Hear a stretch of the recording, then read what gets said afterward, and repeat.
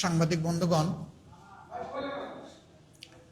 আমরা আজকেও বিশেষ পরিস্থিতিতে আপনাদের সামনে এখানে হাজির হতে বাধ্য হলাম। গতকাল অধিবেশন শেষে এক দফা আপনাদের সাথে আমরা এখানে মিলিত হয়েছিলাম এবং কালকের ধারাবাহিকতায় আজকের এখানে আসা। কিছু বিষয়ে কালকে আমাদেরকে আপনারা জিজ্ঞেস করেছিলেন। আমরা বলেছিলাম যে কষ্ট করে ধৈর্য ধরে আগামীকাল পর্যন্ত আপনারা অপেক্ষা করবেন। আপনারা সে অপেক্ষা করেছেন এবং এখানে উপস্থিত আছেন। আমি সংসদে বিরোধী দলের সকলের পক্ষ থেকে আপনাদেরকে আন্তরিক কৃতজ্ঞতা এবং ধন্যবাদ জ্ঞাপন করছি। আজকের বিষয়টি আমাদের কারো কোনো দলীয় বিষয় নয়, এটি জাতির অতি গুরুত্বপূর্ণ বিষয়। আমরা সবাই জানি, বিশেষ প্রেক্ষাপটে দীর্ঘ 15.5 বৎসরের ফ্যাসিবাদী শাসনের পর সীমাহীন ত্যাগ এবং কুরবানির মাধ্যমে অসংখ্য তরুণ যুবক, ছাত্র ছাত্রী, শিশু, শ্রমিক, ব্যবসায়ী জনতা জীবন দিয়ে এই পরিবর্তনটা এনে দিয়েছেন এবং বিগত 24শে জুলাইয়ে অসংখ্য মানুষ পঙ্গুত্ব বরণ করেছেন, কষ্ট স্বীকার করেছেন। এই সব কিছুর বিনিময়ে 5ই আগস্ট যে পরিবর্তন এসেছিল, সেই পরিবর্তনের পরে নিঃসন্দেহে সাংবিধানিক শূন্যতা তৈরি হয়। 5 আগস্ট জাতির উদ্দেশ্যে 2টা ভাষণ আপনারা শুনেছেন। একটা শুনেছেন বিকাল 3:45টায়। এই ভাষণটা দিয়েছিলেন বর্তমান সেনাপ্রধান। আর একটা ভাষণ আপনারা শুনেছেন সম্ভবত রাত্রে 12:15টায়। এটি দিয়েছিলেন বাংলাদেশের রাষ্ট্রপতি জনাব শাহাবুদ্দিন আহমদ। 2 ভাষণের সাক্ষী বাংলাদেশের সমস্ত মানুষ এবং বিশ্ববাসী। সেই দিন পট পরিবর্তনের পর প্রধান রাজনৈতিক দলের নেতৃবৃন্দ আর সিভিল সোসাইটির 2-1 সদস্য আমরা জাতির প্রয়োজনে বাধ্য হয়ে বঙ্গভবনে বসেছিলাম। প্রেসিডেন্ট স্পষ্টভাবে বলেছিলেন আমাদের প্রশ্নের জবাবে, তিনি সাবেক প্রধানমন্ত্রীর পদত্যাগপত্র পেয়েছেন। আমরা জিজ্ঞেস করেছিলাম আপনি মঞ্জুর করেছেন কিনা। তিনি বলেছেন মঞ্জুর করেছেন। এর প্রেক্ষিতে আমরা চেয়েছিলাম বাংলাদেশ দ্রুত নিয়মতান্ত্রিক এবং গণতান্ত্রিক শাসনের দিকে ফিরে আসুক। আমরা কিছু পরামর্শ দিয়েছিলাম এবং আমরা এও বলেছিলাম যে গণ অভ্যুত্থান আর বিপ্লব যাই বলি, এখানে নেতৃত্বের মূল জায়গাটায় তরুণ, যুব সমাজ, ছাত্র সমাজ ছিল। তাদের প্রতিনিধিদের সাথে আপনাদেরকে বসতে হবে, তাদের কথা শুনবেন, তাদের প্রস্তাবগুলো বিবেচনায় নেবেন, আর আমরা যে পরামর্শ দিয়ে গেলাম সেগুলোকে আপনারা কনসিডারেশনে নেবেন, নিয়ে দ্রুত যাতে আবার দেশ একটা শৃঙ্খলার দিকে ফিরে আসে সেই উদ্যোগ আপনারা গ্রহণ করবেন। এখানে কথা ছিল পরের দিন ইনি সংসদ ভেঙে দিবেন, পরের দিন বেগম খালেদা জিয়াকে মুক্ত করে দেবেন এবং দ্রুততম সময়ের ভিতরে একটা অন্তর্বর্তীকালীন সরকার কাঠামো গঠন করবেন। 8 তারিখ পর্যন্ত এগুলা হয়েছে। বাংলাদেশে 5, 6, 7, 8 এই 4 দিন কার্যত কোনো সরকার ব্যবস্থাপনা ছিল না। আইন শৃঙ্খলা রক্ষাকারী বাহিনী ছিল না। রাস্তায় তাও সীমিত জায়গায় কেবল সেনাবাহিনীর সামান্য টহল ছিল। দুনিয়ায় বহু জায়গায় এই ধরনের ঘটনার প্রেক্ষিতে সরকার কোথাও পালিয়ে গেছে, কোথাও জনতার হাতে ধরা পড়েছে, ক্ষমতা থেকে নিক্ষেপ করা হয়েছে, ছুঁড়ে ফেলা হয়েছে। সেই সমস্ত জায়গায় বহু কাণ্ড কারখানা ঘটেছে। বিপ্লব এবং অভ্যুত্থান পরবর্তী সময়ে ব্যাপক জীবনহানি হয়েছে, বিভিন্ন ধরনের আনরেস্ট তৈরি হয়েছে। বাংলাদেশ তার ব্যতিক্রম। আমরা সে রাতেই 5 তারিখ রাতেই জাতিকে আহ্বান জানিয়েছিলাম ধৈর্য ধরার জন্য, শান্ত থাকার জন্য, এবং বাংলাদেশকে ভালোবাসা এই নাগরিকগুলো যাতে আইন শৃঙ্খলা ফিরিয়ে আনার ক্ষেত্রে ভূমিকা পালন করেন স্বপ্রণোদিত হয়ে আমরা আহ্বান জানিয়েছিলাম। আলহামদুলিল্লাহ, বাংলাদেশ নতুন ইতিহাস সৃষ্টি করেছে, যে এরপরে বড় ধরনের কোনো ব্যত্যয় ঘটেনি। যা হয়েছে খুবই মিনিমাম, সেটা আমরা যে সমর্থন করি তা না, কিন্তু আমাদের সমর্থনে কিছু আসে যায়।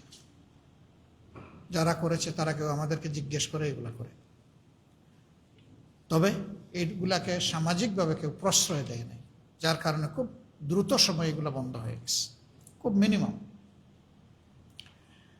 এরপরে আপনারা দেখেছেন এই সরকার দায়িত্ব নেওয়ার পরে 6টা কমিশন গঠন করেছিল সংস্কারের উদ্দেশ্যে। এই 6 কমিশন যথারীতি সরকারের কাছে তাদের রিপোর্ট পেশ করে নির্দিষ্ট সময়সীমার ভিতরে। তারপরে সরকার যেই সংবিধান ব্যবহার করে, সংবিধানের কথা বলে জনগণের উপর দফায় দফায় ফেসিবাদ চাপানো হয়েছিল, বিশেষ করে বিগত 15.5 বছরের দুঃসহ যন্ত্রণা, যার ছাতাকলে শুধু বিচার বহির্ভূত 2663 জন মানুষকে খুন করা হয়েছে। গুমের সংখ্যা ছিল 10,000-এর ঊর্ধ্বে, স্বল্প, মধ্য এবং দীর্ঘমেয়াদী। এখনো ফিরে আসেননি আপনজনের কাছে এই সংখ্যাটা 250-এর ঊর্ধ্বে। তাদের কোনো হদিস নেই, তাদের আপনজনরা জানে না তারা কোথায় আছে। আয়নাগর নামক কুখ্যাত ডিটেনশন সেন্টার তৈরি করা হয়েছিল, তার একটা প্রোটোটাইপ জুলাই মিউজিয়ামে স্থান পেয়েছে। সেখানে গেলে ওটা দেখা যাবে। আয়নাগরে যারা ছিলেন তারা ভিজিট করে সাক্ষী দিয়েছেন যে ওরকমই তারা ছিলেন। আনথিঙ্কেবল, ভাবা যায় না। কবরের মতো একটা জায়গায় বের হওয়ার কোনো উপায় নেই, আলো বাতাস নেই। দিন রাত, সপ্তাহ, মাস, বৎসর গড়িয়ে কেউ 8.5-9 বৎসর পর্যন্ত ওখানে থাকতে বাধ্য করা হয়েছে। এবং তাদের আপনজনরা জানতেন না যে তারা জীবিত না মৃত, তারা কোথায় আছে। এই সংস্কৃতির জন্ম হয়েছে সংবিধানের দোহাই দিয়ে। এই জন্য অতি গুরুত্বপূর্ণ হয়ে পড়েছিল সাংবিধানিক বা সংবিধানের যে কাঠামোগুলো এই ফেসিবাদকে সমর্থন দিয়েছে, সুযোগ তৈরি করে দিয়েছে ব্যবহার করা, তার একটা বড় ধরনের সংস্কার সাধন করা।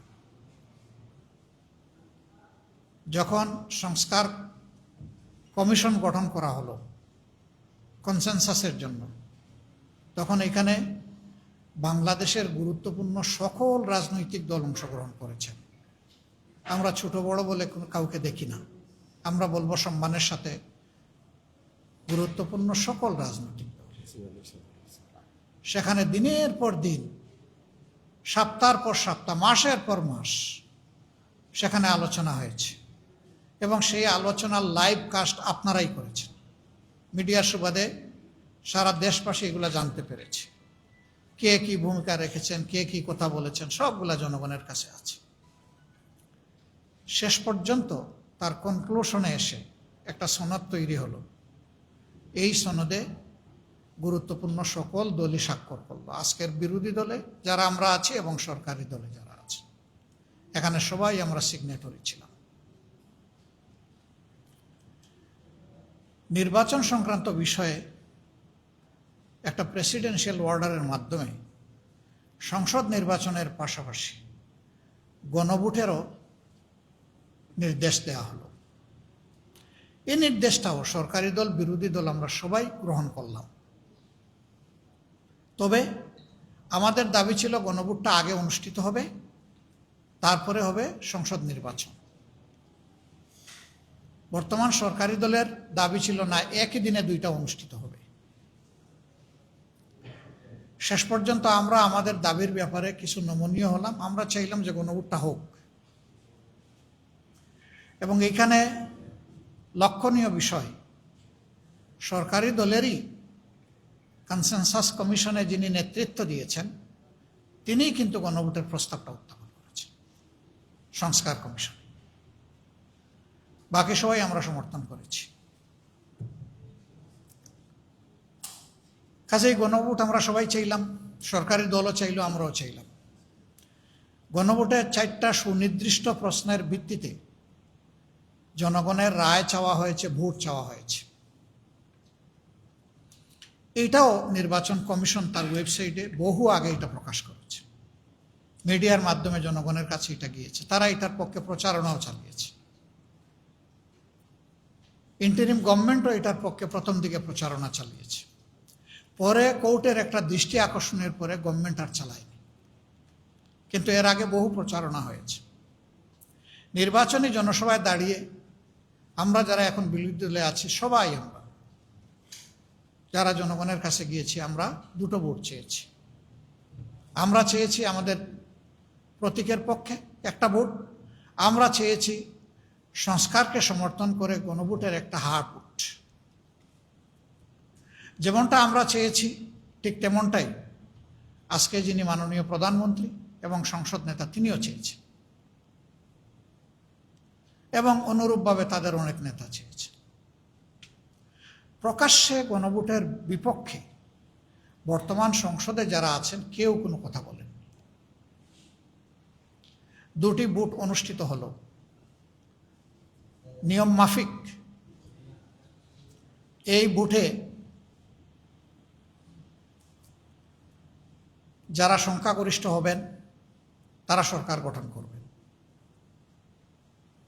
এবং ভোট অনুষ্ঠিত হওয়ার 30 পঞ্জিকা দিবসের ভিতরে সংসদ অধিবেশন আহ্বান করার বাধ্যবাধকতা রয়েছে। সেখানে বলা হয়েছে যে পদ্ধতিতে সংসদ অধিবেশন আহ্বান করা হইবে অনুরূপ পদ্ধতিতে সংবিধান সংস্কার পরিষদের সভা আহ্বান করিতে। এটা বলা হয়েছে এই ভোটে নির্বাচিত সংসদ সদস্যরা একই সাথে তারা সংস্কার পরিষদের সদস্য হিসাবেও নির্বাচিত বলে গণ্য হবেন। বলা হয়েছে তাদের দুটি শপথ হবে, একটি শপথ সংসদ সদস্য হিসাবে, আর একটি শপথ সংস্কার পরিষদের সদস্য হিসাবে। বলা হয়েছে সংস্কার পরিষদ গঠিত হওয়ার পর 180 দিনের ভিতরে তারা সংবিধান সংস্কার সম্পন্ন করে তাদের দায়িত্ব পালন করবেন, এবং এর সাথে সাথে এই পরিষদের অটোমেটিক্যালি স্বয়ংক্রিয়ভাবে বিলুপ্ত হয়ে যাবে, এই পরিষদ আর থাকবে না। আমরা ইলেকশনের দিন পর্যন্ত একই অবস্থানে সবাই ছিলাম, কিন্তু ফল প্রকাশের পরে যখন সংসদ সচিবালয় থেকে আমাদেরকে 2টা শপথের জন্য আমন্ত্রণপত্র পাঠানো হলো, আমরা সেই মোতাবেক আমাদের যে সময় স্লট ছিল আমরা হাজির হলাম। আমরা প্রথমে সংসদ সদস্য হিসাবে শপথ নিলাম যেভাবে লেখা ছিল, এরপরে আমরা শপথ নিলাম সংস্কার পরিষদের সদস্য হিসেবে। আমাদের আগে শপথ নিলেন সরকারি দলের সম্মানিত সদস্যবৃন্দ, কিন্তু তারা একটা শপথ নিলেন আর একটা নিলেন না। তারা সংসদ সদস্য হিসাবে নিলেন, সংস্কার পরিষদের সদস্য হিসাবে নিলেন না। যে বাধ্যবাধকতাটা ছিল যে শপথ গ্রহণের বা গেজেট প্রকাশের, শপথ গ্রহণ না, গেজেট প্রকাশের 30 পঞ্জিকা দিবসের উপরে ভিতরে ওই সংস্কার পরিষদের সভা আহ্বান করতে হবে, সেটা আর করা হলো না। কে করবে? সংবিধান অনুযায়ী এই কাজটা করবেন প্রেসিডেন্ট। কিভাবে করবেন? তাকে লিখিত অনুরোধ জানাবেন, যিনি সরকার গঠন করে প্রধানমন্ত্রী হবেন তিনি। তাহলে দুইটা সভায় আহ্বান করা হবে তার লিখিত অনুরোধের প্রেক্ষিতে। আমরা যখন দেখলাম যে এই সভা আহ্বান করা হচ্ছে না, এবং লক্ষণীয়ভাবে সভাটা আহ্বান করা হলো সময়ের শেষ প্রান্তে গিয়ে, 12 ফেব্রুয়ারি ইলেকশন হলো, সভা আহ্বান করা হলো 12 মার্চ। ফেব্রুয়ারি মাস 28 দিনে হওয়ার কারণে আমরা 15 তারিখ পর্যন্ত একটা সুযোগ পেলাম, যেহেতু গেজেট প্রকাশ হয়েছিল 13 ফেব্রুয়ারি। আমরা সেদিনেই যখন দেখলাম যে জনগণের রায় অগ্রাহ্য হয়ে যাচ্ছে, বিবেচনায় নেওয়া হয়নি, তখন আমরা পয়েন্ট অফ অর্ডারে আমি বিরোধী দলের দায়িত্বশীল নেতা হিসেবে দাঁড়িয়ে কথা বলেছি। আমি সুযোগ চেয়েছি, মাননীয় স্পিকার আমাকে সুযোগ দিয়েছে।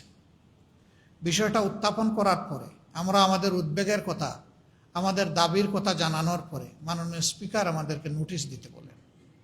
আমরা সেই নোটিশটি দেই 3য় কর্মদিবসে, অর্থাৎ 29 তারিখ। এবং সেই নোটিশ সেদিন মাননীয় স্পিকার মহোদয় ছিলেন না, তার স্ত্রীর বিয়োগজনিত কারণে, ইন্তেকালজনিত কারণে ডেপুটি স্পিকার মহোদয়, তিনি স্পিকারের দায়িত্ব পালন করেছেন। তিনি এই নোটিশটি আমলে নেন, বিভিন্ন বাধার মুখেও। আমলে নিয়ে আলোচনার জন্য ধার্য করা হয় 31 তারিখ, দিবসের শেষ আলোচ্য বিষয় হিসাবে 2 ঘন্টার জন্য এ বিষয়ের উপরে আলোচনা হবে।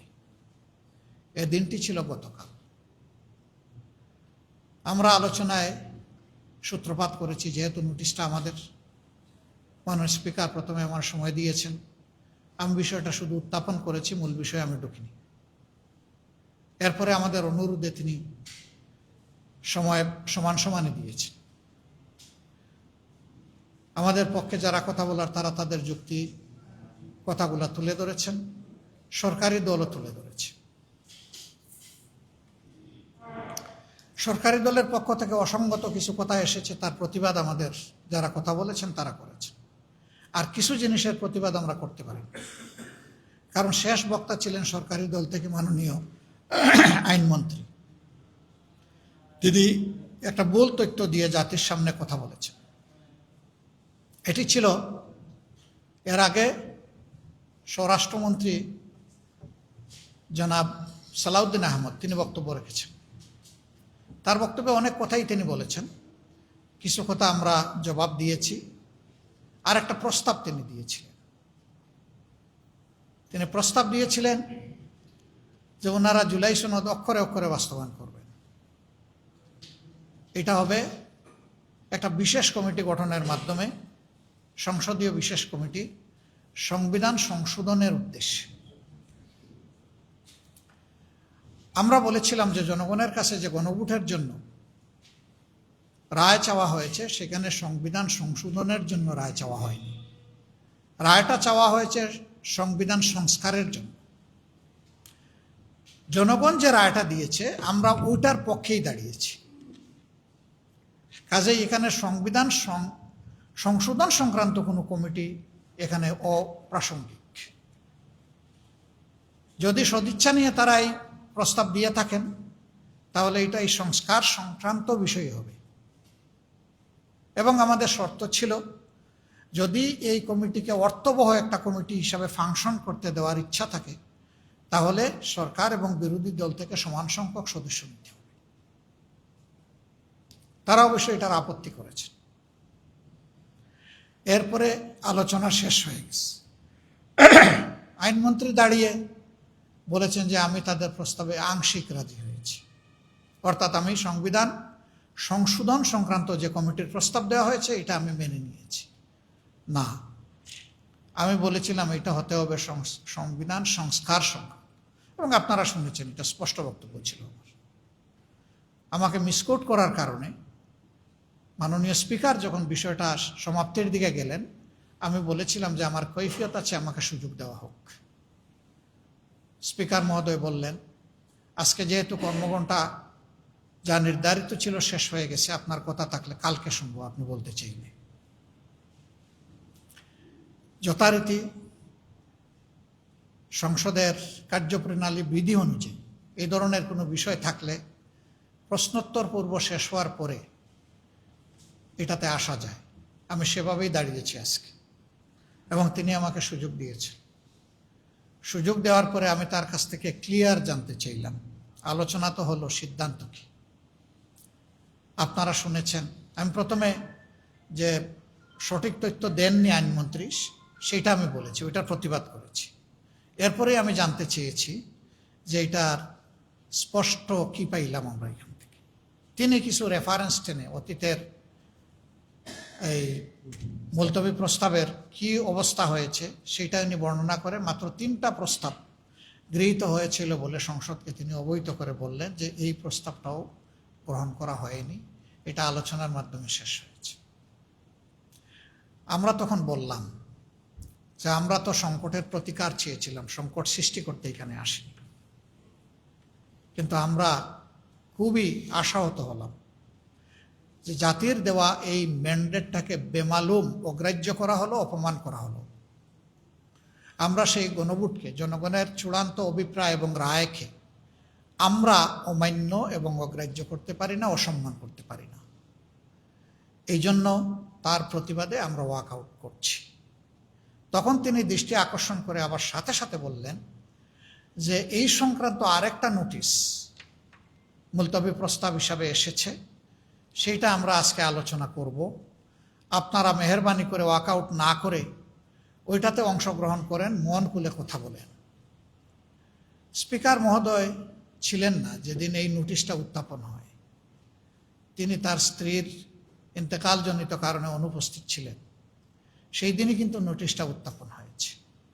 তা আমি তখন জবাবে বললাম যে নোটিশটা দেওয়া হয়েছে মূলত জনগণের অভিপ্রায়কে চাপা দেওয়ার জন্য, এটা পরিকল্পিত একটা নোটিশ। আমরা ওটারও প্রতিবাদে, এই 2টার প্রতিবাদে আমরা এখন ওয়াকআউট করছি। আমাদের কথা এটাই ছিল। আমরা খুবই বিস্মিত, আহত, মর্মাহত। এর আগে 3টা গণভোট বাংলাদেশে হয়েছে, কোনো গণভোট এইভাবে শেষ হয়ে যায়নি। 3টাতেই জনগণের দেওয়া রায় অনুযায়ী জনগণ পরবর্তী সুযোগ পেয়েছে। এই প্রথম, যেটাতে আমরা সবাই, সরকারি দল, বিরোধী দল, সবাই আমরা একমত ছিলাম, সবাই চাইলাম, সবাই এর পক্ষে ভোট চাইলাম। এখানে এসে এটাকে অগ্রাহ্য করা হলো, অমান্য করা হলো এবং এটাকে শেষ করে দেওয়া হলো। কার্যত জনগণের চূড়ান্ত অভিপ্রায়, যেটাকে সংবিধানের চূড়ান্ত জায়গায় স্থান দেওয়া হয়েছে, সেইটাকেই কিন্তু লঙ্ঘন করা হলো। আমরা এই অবস্থা মেনে নিইনি। আমরা জনগণের অভিপ্রায়ের প্রতি সম্মান দেখিয়ে আমরা ওয়াকআউট করেছি। আমরা চেয়েছিলাম আন্তরিকভাবে এখানেই হাউজের ভিতরে তার সমাধান হোক। হাউজের ভিতরে সমাধান হলে জনগণ আনন্দিত হতো। গতদিন আমরা অনুরোধ করেছিলাম যে আমিও বললাম, আপনিও বললেন, আমরা বললাম, আপনারা বললেন, এখন আমরা আলাদা হয়ে গেলাম কেন? আসেন আমরা জনগণের চূড়ান্ত রায়টাকে আমরা সম্মান করি, তাহলে এই মহান সংসদ আরও বেশি সম্মানিত হবে। আপনারা শুনেছেন আমার এই আহ্বান, কিন্তু না, এই আহ্বানের প্রতি তারা সম্মান প্রদর্শন করেননি, তারা ব্যর্থ হয়েছে। এখন যেহেতু হাউজের ভিতরে জনগণের এই অভিপ্রায়ের বিষয়টা সেইভাবে সম্মানিত এবং গৃহীত হলো না, আমাদের জন্য এখন পথ একটাই, আবার আমাদেরকে জনগণের কাছে ফিরে যেতে হবে। যেই জনগণ আমাদেরকে এই রায় দিয়েছিল, আমরা এখন সেই জনগণের কাছেই ফিরে যাব ইনশাআল্লাহ। এবং জনগণকে সাথে নিয়ে আমরা এই গণভোটের যে দাবি, এই দাবি কিভাবে আদায় করা যায় সেই কার্যক্রম আমরা গ্রহণ করব। এই ক্ষেত্রে অতীতে দেশ এবং জনগণের স্বার্থে আমরা দেশবাসীকে পেয়েছি, দেখেছি। এবারও আমরা গভীরভাবে আশা রাখি দেশবাসী আমরা ঐক্যবদ্ধ থাকবো ইনশাআল্লাহ। সাংবাদিক বন্ধুগণ, অতীতেও ন্যায্য সমস্ত বিষয়াবলিতে আপনারা গুরুত্বপূর্ণ অবদান রেখেছেন। এটা কোনো দলের দাবি না, এটা কোনো গোষ্ঠীর দাবি না, এটা কোনো ব্যক্তি স্বার্থ সংরক্ষণের দাবি না। এটা ছিল মূলত যে সমস্ত সাংবিধানিক কথা বলে সংবিধানের দোহাই দিয়ে জনগণের উপরে দুর্নীতি এবং দুঃশাসনের বোঝা চাপিয়ে দেওয়া হয়, ওই জায়গাগুলো আমরা চেয়েছিলাম বন্ধ হোক। জুলাই সনদ, সেখানে বর্তমান সরকারি দলের গুরুত্বপূর্ণ জায়গাগুলোতে ডিসেন্ট আছে, তারা ডিসেন্ডিং অপিনিয়ন দিয়েছে, তারা কি করবেন এটা তাদের ব্যাপার। কিন্তু জনগণের সংস্কারের আকাঙ্ক্ষা, দেশের রাজনৈতিক চরিত্রের পরিবর্তনের এই আকাঙ্ক্ষা, এই আকাঙ্ক্ষাটাকে নিয়ম মাফিক চলতে দেওয়া হলো না।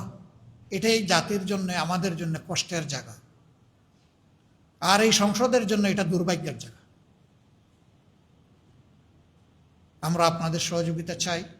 আপনারা জানেন 11টি দল আমরা নির্বাচনের আগেই বিভিন্ন দাবিতে আমরা ঐক্যবদ্ধ হয়েছি। আমাদের দুইটা মেজর দাবি ছিল, একটা হলো সুশাসন, ন্যায় বিচার, আর একটা ছিল দুর্নীতি দুঃশাসনের বিরুদ্ধে আমাদের অবস্থান। আমরা এখন জনগণের দাবি জনগণের কাছেই নিয়ে যাব, যেহেতু এখানে আমরা পারলাম না আদায় করতে। আমরা ইনশাআল্লাহ জনগণকে সাথে নিয়ে পরবর্তী পদক্ষেপ নেব। আপনারা সঙ্গে থাকবেন। আপনাদেরকে অসংখ্য ধন্যবাদ আজকে কষ্ট করে এখানে থাকার জন্য, আমাদেরকে কভার করার জন্য, আমাদেরকে শোনার জন্য।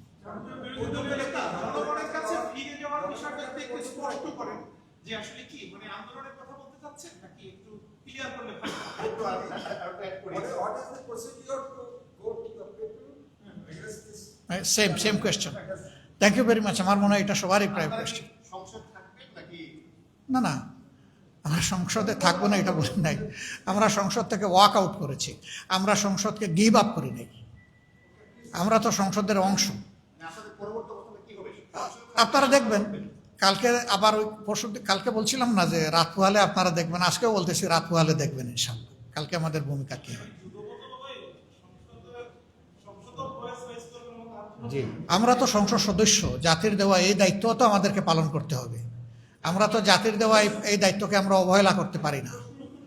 আমরা ইনশাল্লাহ, আপনারা কালকেই দেখবেন যে আমরা কি করি। এখন কথা হচ্ছে যে আমরা কি আন্দোলন গড়ে তুলব? নিঃসন্দেহে আন্দোলন ছাড়া আমাদের করার আর পথ কি আছে?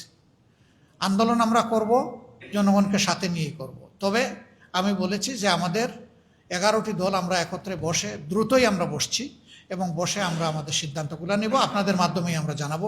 আপনারা সেই বৈঠকেরও খবর পাবেন এবং সেখানেও আপনারা আশা করি থাকবেন আমাদের সাথে।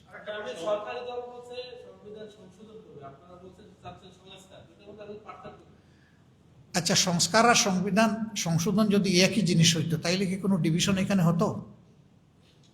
সহজ কথা তো। আর এরপরের কথা হচ্ছে, আমি বলেছি যে গণভোট হয় নাই সংবিধান সংশোধনের জন্য, গণভোট হয়েছে সংবিধান সংস্কারের জন্য। আমরা সেই দাবি নিয়ে এসেছি, ওখানেই আমরা থাকবো। এটাই আমাদের স্পষ্ট অবস্থান। আপনাদেরকে ধন্যবাদ। আসসালামু আলাইকুম।